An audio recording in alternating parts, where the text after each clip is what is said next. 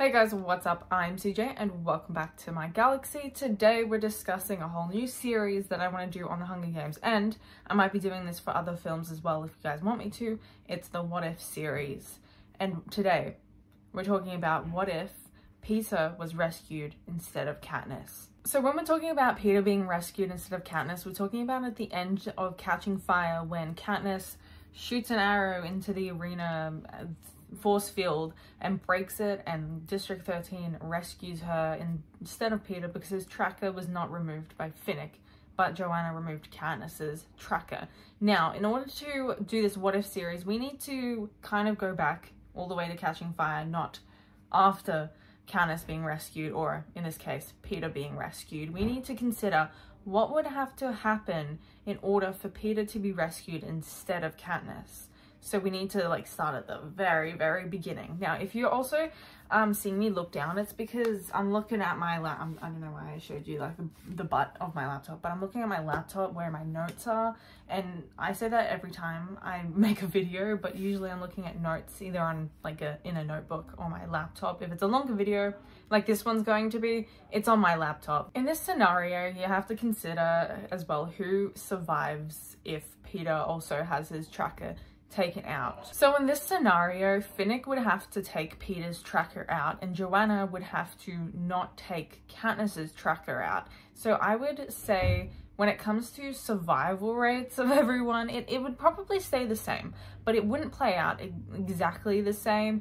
I think because we know that Peter still managed to kind of fight Cato in the 74th Hunger Games, he would likely still be able to take Brutus out, even with his arm bleeding and Finnick taking his tracker out. And I would also say Peter would probably be a little bit more compliant with Finnick than with Katniss with Joanna, because Joanna is very aggressive as a character, not a bad thing, but Joanna is Katniss and Joanna just they have a sisterly bond and they don't really get along that well. So Finnick is a little bit more he's a little bit kinder, and Peter is a little bit more logical than Joanna and Katniss.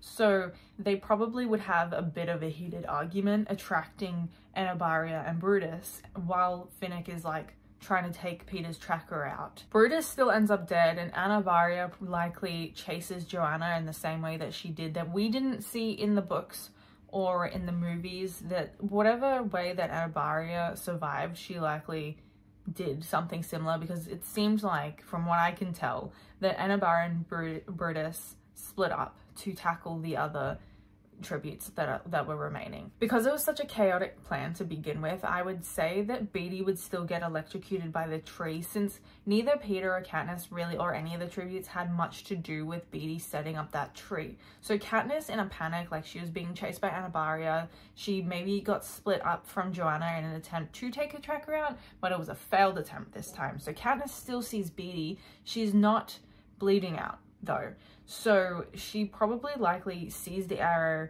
or takes her bow and arrow and sees the wire, I was trying to figure out what it was, and still shoots through the force field. But this time Finnick and Peter is likely tackling Brutus, and Finnick is where's Katniss? We got to get her out now that I've got Peter's tracker out. We got to make sure that Katniss is good to go as well, and sees that she's about to blow up the force field.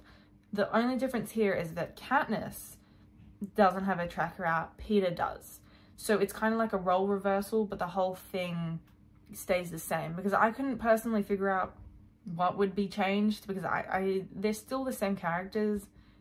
So in this scenario in Catching Fire, everything would pretty much be the same, but Katniss would be located by the Capitol ASAP because her tracker was still in. Although I'm willing to bet that Katniss, when I say she, I mean Katniss, would likely be closer to killing Finnick and Joanna before realizing that what she actually has to do in order to get out of the arena, remembering who the real enemy is. She would probably honestly almost kill Joanna and Finnick and probably injure Finnick in some way. And there's probably also a whole scenario where Peter and Katniss got their trackers removed and were both rescued at the same time by District 13. It would be fairly similar to this video, but I think there would be some changes to do with what the Capitol was doing against the rebellion. So that might be for a different video. If you guys enjoyed this and you want to hear the other scenario, let me know. So now everyone's been removed from the arena by either the Capitol or the district. We want to essentially go through a list of people who are in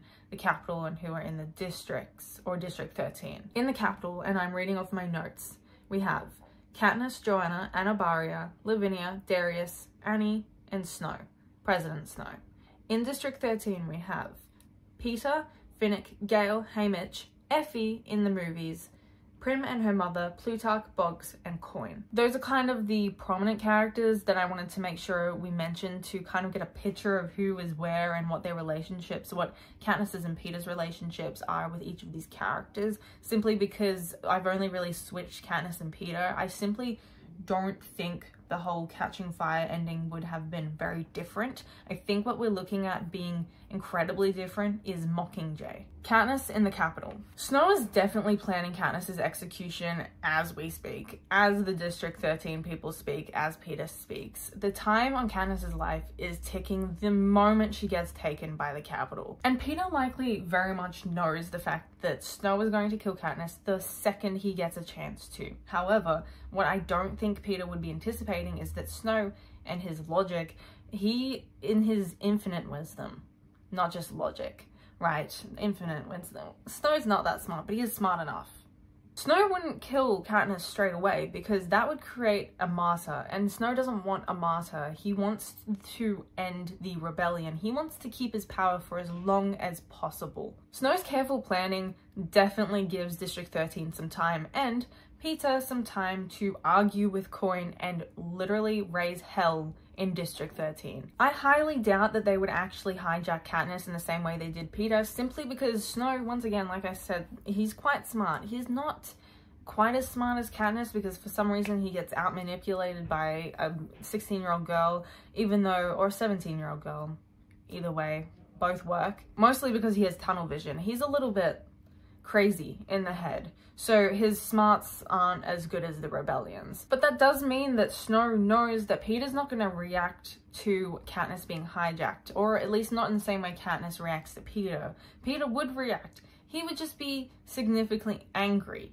Katniss went a little bit insane, and Snow knew that a hijacked Peter would send Katniss insane.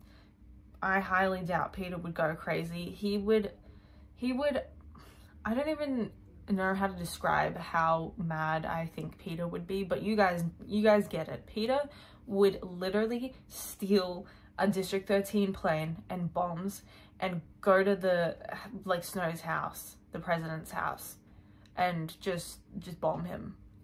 That's what would happen. So because of this, Katniss would definitely be rescued a lot earlier than Peter was rescued from the Capitol in the timeline that we know of. That Peter took quite a while. It was some months before Peter got to District 13, but Peter was like on it. As soon as he got to District 13, he was like, wow, it actually exists. I can't believe this. Time to go get Katniss. Peter in District 13. We know from the books that Coin actually originally wanted to rescue Peter and not Katniss. She thought that Peter was going to be a lot more charismatic and a lot better on screen and easier to manipulate. Probably. But we all know that Peter actually would not have been all those things and all those attributes, and Coin was definitely misreading the situation. I am willing to bet that Peter became Coin's worst nightmare. Whilst I'm sure Peter is definitely in favor of the rebellion at this point in the same way Katniss was, I am sure that he absolutely refused to do any sort of Mockingjay propos or any jobs that Coin wanted him to do until Katniss was out of the Capitol. From what we know, when Snow originally visited Katniss in the District 12 Victor's village, that Snow knows that Peter is actually in love with Katniss, but he asks at some point, does Peter know that the feeling isn't mutual? So he knows that there's something going on, and he knows from the Catching Fire arena that Katniss actually does love Peter. So I'm going to go ahead and assume that Katniss is being tortured, probably to do with Darius and Lavinia, the people from the books that we know. These characters knew Katniss. Darius was a peacekeeper, and Lavinia was someone who escaped past District 12. We don't actually know where she's from, but she became an AVOX in the Capitol, and we see her in the first Hunger Games books and as an AVOX with Darius in Catching Fire books. So Snow is likely waiting for a fight from District 13, but I doubt he actually thinks Peter himself is going to come and try to kill him, because Peter is such a big part of the rebellion. I doubt that Snow would decide that Coin is going to let her beloved Peter leave District 13. So I would say Peter does actually go in the same way that Gale is like a soldier to I don't think Peter's a soldier per se, but I do think that when Gale goes into the Capitol to get Peter as well, that Peter is there with Gale to get Katniss. So it's like a whole thing, like a whole love triangle thing. I would assume that Coin would refuse at first to let Peter go into the Capitol, but I'm telling you, he's a stowaway. That's what would happen. In District 13, now that we know what would have happened to Katniss and Peter if the roles were reversed, we're actually back in District 13. Now, they definitely would have had Katniss very early on in the rebellion, so not as late as Peter was left in the Capitol. So that means we're actually skipping over a lot of Katniss's Mockingjay work in, would you say work? Yeah, work or propos, whatever, that whole thing.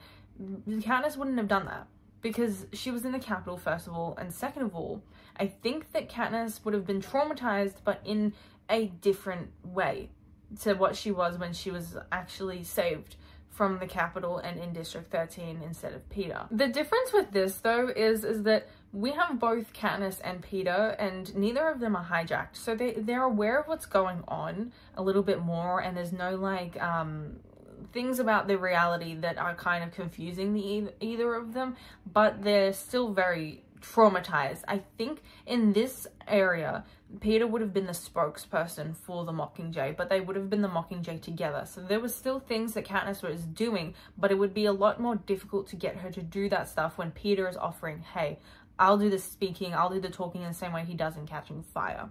Essentially, it'd look like that, and every so often Katniss would be having like an emotional outburst like she does, and something will like rile up the districts from that emotional outburst that Katniss had. A lot of these emotional outbursts would still be coming from Snow himself, because we know that Snow is got this like tunnel vision. He's seeing Lucy Gray in Katniss, and he must defeat Lucy Gray, otherwise he'll lose power. So he's definitely still going after Katniss at this point, and he knows how important Katniss is to the entire rebellion. Katniss is still having her emotional outbursts in response to Snow then.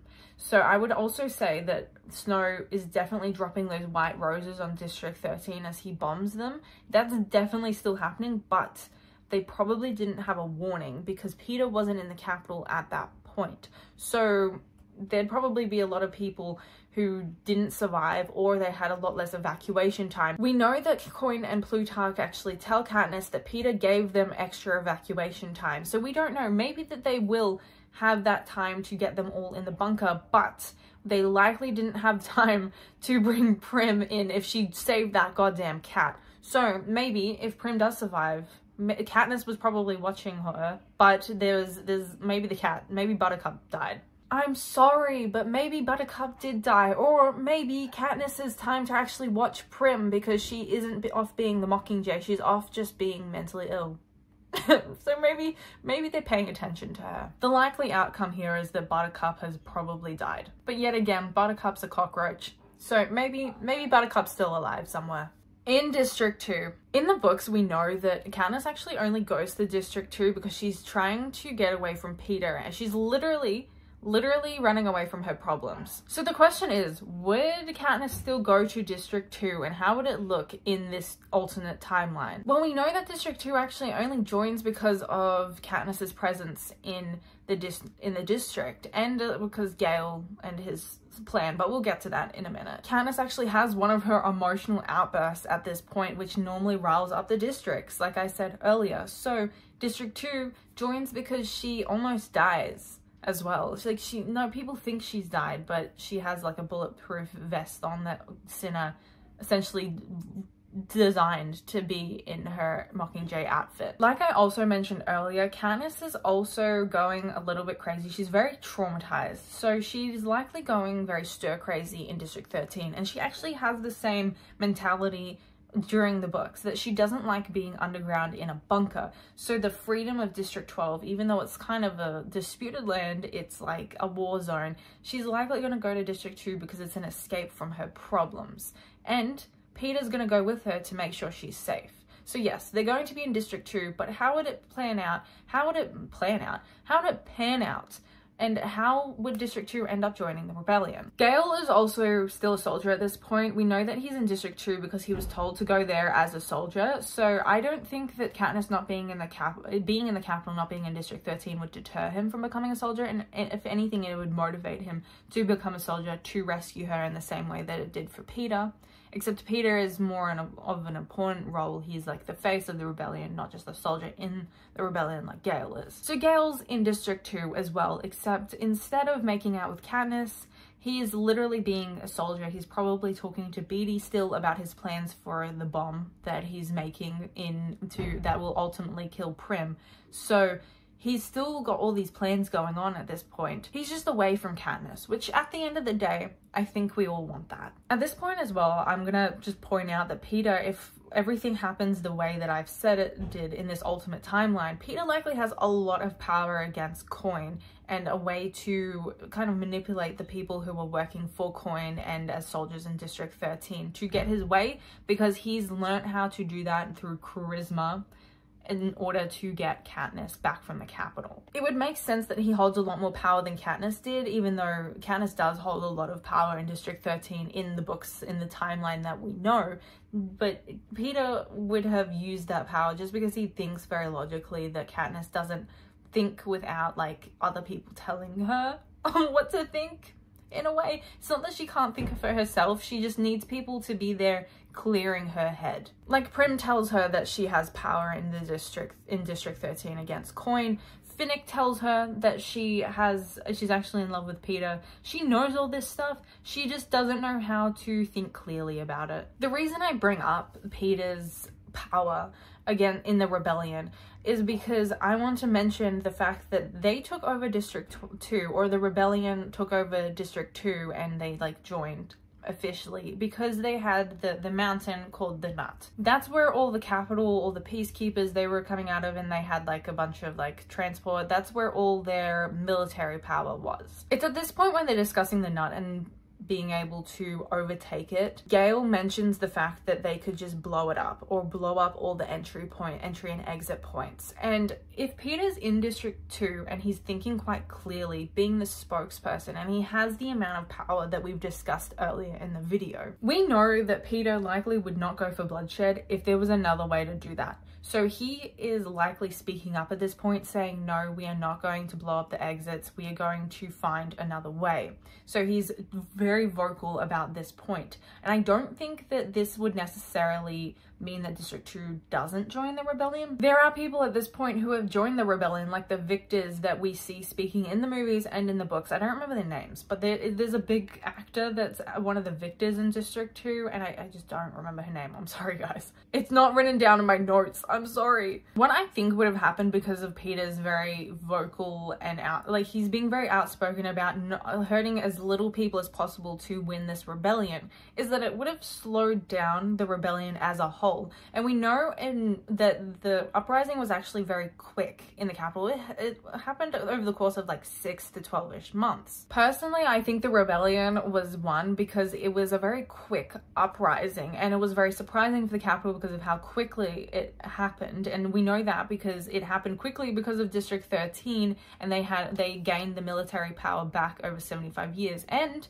we know in the prequel, Snow and Dr. Ghoul mention that it's an ongoing war against the districts, and that's why they have the Hunger Games, that they want this war to be constantly won by the capital. So over the course of 75 years, there's a lot of build up for the uprising to just really quickly be won. Essentially what I'm getting at here is that the rebellion would have lasted a lot longer because of Peter, but it isn't necessarily a bad thing. It depends on what perspective you look at it from. Peter's hopefully trying to cause less bloodshed on this side, but also war does cause bloodshed. So at that rate, there's maybe more people would die ultimately anyway. But I do think that Peter would be trying to be like, okay, let's think about this. Is there another way? And I don't think that's because Peter's dumb or anything. He understands how important, like how the war works. He's not a stupid character. I just think he would want people to step back and think about it for a minute. So the rebellion, in the timeline that we know and understand, that it lasted for like 6 to 12-ish months, and depending on what you consider the ending of the rebellion and when it started officially. Rather than like 6 to 12-ish months, it likely lasted years, because Peter is telling them at this point to just think about it, think about what you're doing, and people would probably listen because Peter's extremely charismatic and he has the mind going on, because he's not hijacked at this point, so his mind's in it where Katniss's might not be. What about the Star Squad? I believe the Star Squad definitely would have existed a lot differently than it did in the books and in the movies. I think in the books and the movies it kind of looks different. If you guys don't know what the Star Squad is, it's essentially that when they go to the capital towards the end of Mockingjay, Katniss's group, so when Finnick and League Sisters and Boggs and the camera crew, that when people start dying and dropping off like really fast in the capital because of all of the mutts and stuff, that's the Star Squad. It looks really different in the books. So they start filming propos actually in the books, and a complete accident. They're not even like properly in the field in the books. In a complete accident while they're in like filming propos is how Boggs dies. So in the movies, they're actually in the field. They're just a bit behind everyone. They're not actually doing anything, but it's a little bit more real in the movies than it is in the books. In the books, they're like quite literally doing nothing. They're just messing around and Boggs dies, and it's really bad. And I think that might be the reason why they changed it in the movies, to make it a little more dramatic and less like stupid. I'm not saying that Susan Collins' writing and her writing for Boggs's death was like stupid, but it was like a little bit like silly in the way like, oh, this like trained soldier just ended up dead in this like propo, which it kind of is a reality check of what war actually looks like. But you know, I think if for cinema, it needed to look a little bit different. Since we've established that the rebellion likely lasted years instead of months at this point, the Star Squad would have been needed a lot earlier, since the morale for the rebels would have been low. And we know the Star Squad essentially existed for morale for the rebels, saying that like, here are these people, they're in the field with you, that they're fighting with you, and that was like to help them keep going against the capital. I just think it would have looked differently. They wouldn't have been in the capital. It would have not just existed in the capital, they would have been there eventually, but it would have started in District 13, maybe a little bit in District 2, and maybe a little bit in the capital, and it would have been Katniss, Peter, Finnick, Gale, Plutarch as well. It would have been them all talking to the camera, maybe like interviews or something, I don't know, like the interviews with Finnick talking in order to get out Peter in the books.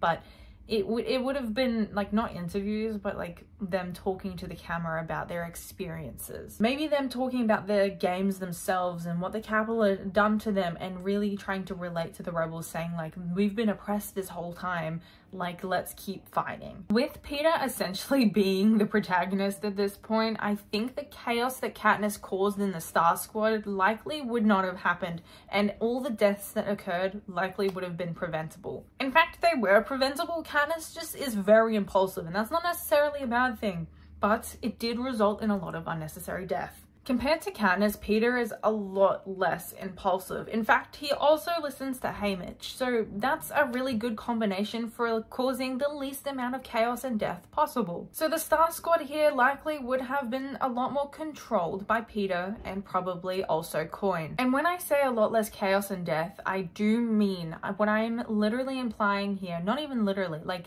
explicitly saying to you guys, is that Finnick probably survived in this timeline. Unfortunately, Finnick's death is actually a direct cause of Katniss being impulsive and going rogue against both Coin and District 13 and the rebellion, but technically she was working alongside the rebellion because it was in favor of the rebellion. It was just happening different to Coin's control. So if Peter was in charge and using his brain, yeah, I think Finnick probably survived. I'm sorry that we ended up with the wrong timeline. It's not necessarily the wrong timeline, and I'm gonna get into why we might want to, like, I'm gonna give you like a would you rather question at the end of this video, but it could be a wrong timeline, it could not be, depending on your perspective. Would Prim have survived? If the rebellion had gone on for years because Peter was over here arguing for the least amount of bloodshed possible, then I think there would have been time for Gale and Beetee to have tested and properly planned out their bomb contraption for a lot longer, and it would have been tested on some Capitol children or some District children, like the psychos they are. And Katniss definitely would have had a chance to catch on to this before Prim was killed by the bomb. I don't think Beetee and Gale would have been able to get away with this bomb, and as soon as it was tested, Peter would have been like, whoa, that's incredibly unethical, what are we doing here? Coin probably would have let some sort of version go ahead for it, but Peter would have made them change it a little bit. So the argument is here, yes, in this timeline, I'm saying Prim would have survived. Prim was actually bait for Katniss to go into like the bombing area that District 13 was going to release these bombs, and Coin was going to kill Katniss. It was just that Prim was also going to die in the process. She was willing to sacrifice Prim's life in order to get this essentially a political enemy out of Coin's face, which was Katniss. Since Katniss likely would not have originally been fighting against Coin as much at the beginning as the Mockingjay, it was likely that her attention would mostly be towards Peter. Eventually Katniss, yes, but it would be like diluted and split between the two of them, so it wouldn't be affecting like everyone else around them as much. It would have definitely affected them a little bit, but it would have been like the focus of just two people and these political enemies against Coin. I do think with the rebellion going on for years that Katniss might have gotten a little bit either too comfortable, or things would have become apparent eventually, because Coin, we know Coin and Snow are both like very smart, but they just can't, they allow themselves to be outsmarted by teenagers by essentially underestimating them. So Katniss's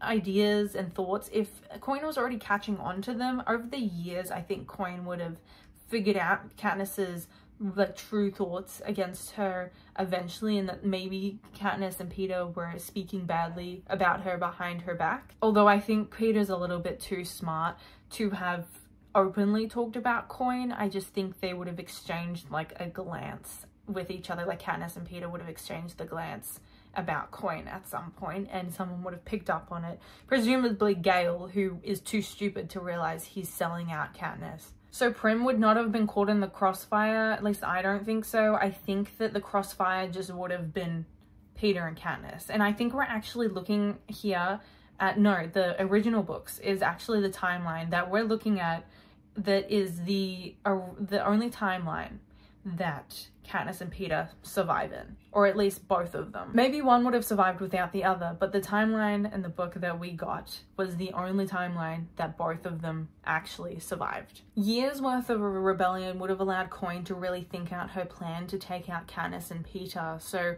it would have allowed her to come up with like almost a foolproof plan and think over the fact that Prim would not be a good idea to draw in Katniss. It's actually an idea that could fall through. Maybe she would have put the Star Squad in a dangerous situation at some point to blow them all off the map and make them all martyrs. However, I think they would have, Coin, not just they, Coin would have separated. I don't think like the Rebellion and District 13 were in on it. I think Coin was the only one like really like being the leader of them eventually, of Prim eventually being killed. I think that the star-crossed lovers, our beloved Peter and Katniss, would have been separated from the Star Squad at some point, because we know that a lot of the, like, Boggs is one of the top military people, generals, I don't know, but they have some of the like the top people in there in order to protect these very valuable figures. So I don't think Finnick would have been really good.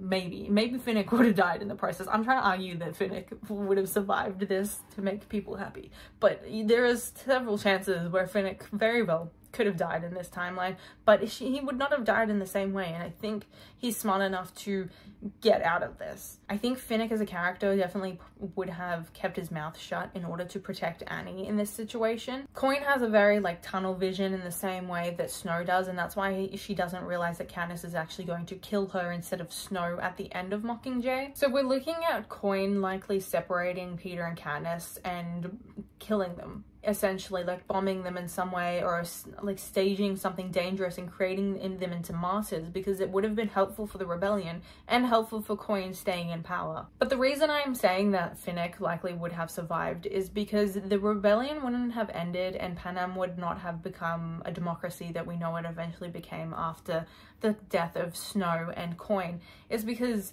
Finnick would be the one who's preventing Coin from gaining power in this situation. And we know that if we want the ending to be Panem like becoming like not a dictatorship and not an authoritarian state, is that Coin has to be defeated somehow. And I think that in this situation, had, you know, Suzanne Collins taken this route, Finnick would have been the one surviving. Finnick would have been the one who managed to kill Coin, defeat her, or get her arrested in some way, and arrested or like killed for treason in some way, in the same way that all of like the political enemies in the capital, like Caesar Flickerman would have died.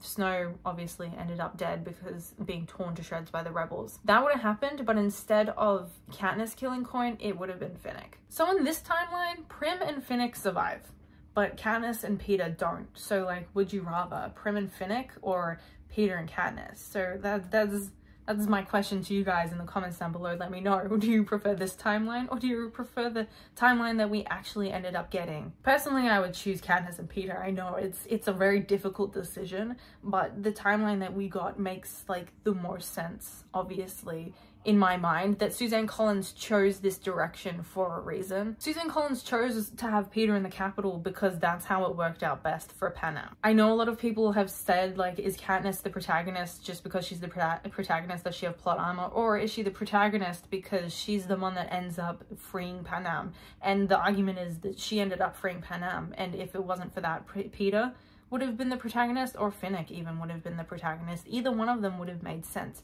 as the hero of the novel, but Suzanne Collins chose that route because that's like the most engaging, first of all, the most engaging story. Second of all, because it makes the most sense in my mind. Obviously, I've tried to make like a coherent storyline for you guys in this video, but I'm still like, let's choose Peter and Katniss over Prim and Finnick. I'm sorry, guys, but it's not Prim and Finnick for me. That they had to have died in order for the Panem to be properly freed. And we don't know, maybe Finnick did die throughout this timeline and I'm just like trying to make sure he survives for you guys. But no, I think there are definitely times in this timeline that Finnick could have died if, you know, Coin could have used him as a martyr as well if she had killed off the Star Squad to make sure all of her enemies or potential people who would have voted against her, like political beliefs, she didn't want any of them to survive, so she would have killed them all off. But let me know your thoughts down below. Who would you have picked, Prim and Finnick or Peter and Katniss? Let me know. And let me know in the comments down below what you thought of this What If series, what you thought of this video and the timeline I presented to you guys. Do you agree with it? Do you think Peter and Katniss and the other characters would have acted differently? Definitely let me know. I would love to hear your thoughts. If you like this video, please like and subscribe. I greatly appreciate it and it really helps out my channel. Once again, guys, I hope you enjoyed this video, but I have been CJ and I'll see you guys in the next video. Bye.